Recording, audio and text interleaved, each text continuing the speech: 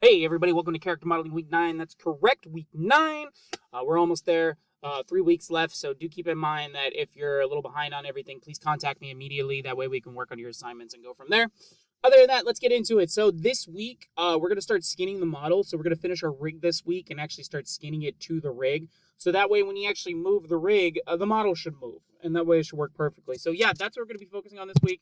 We're going to be focusing on skinning and how we wrap it to the model in the rig. That's really how we're going.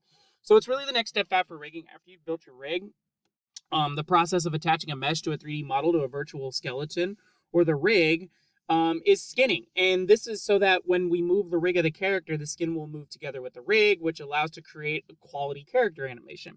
Now, this is done by selecting vertices or a range of vertices based upon the planes that you choose to wrap around them. And you can target them and choose those vertices and assign them to a specific part of a bone or a rig, and providing them with a set of instructions as to which bones to follow, how closely they should follow the bones. And then as you move your rig, your character model should move as well. And that's how it should go about that. Now, keep in mind when you're skinning, each vertex of the mesh is transformed to joint space through the bind matrix. So when you apply the joint transform for that particular point in time, that should convert to model space. Then apply the weight for that joint and sum up the same operation for all the joints that have to affect the given vertex. Skinning does not care about the preservation of volume. It just simply interpolates the new vertex positions based upon the weighted sum.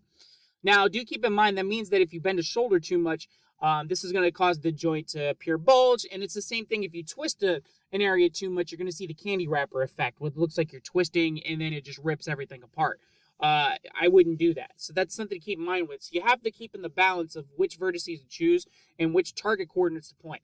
Now, there's multiple ways you can do it where you could just individually go to each plane and map it to the rig, or you can just do it with a set of coordinates and skin it based upon the wrapping and the different seams that you created. And that way is another way to go about that. But if you have any questions, just let me know. It's a really hard process. It's going to take some time. If you need any questions about how to go about that, let me know. We can go from there. Sweet. All right. Other than that, I posted your rubrics. You do have a discussion this week. Discussion is due on Tuesday. Do keep in mind that we communicate more than visually people realize. This is going to be on body language. So for your initial post, I would like you to post two images. I'd like you to post an image of a person of a character that has easily understood body language.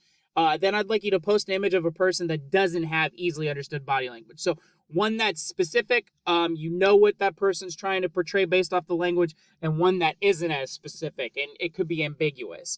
I'd like you to label each image that you think is straightforward and what's not straightforward, and then explain why in a paragraph for each one. That's what I really like.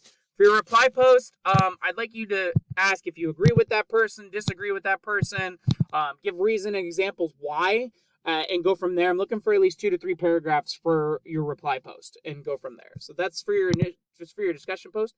For your course project, we're gonna start the skinning. So at least 50% of the skin I'd like to see.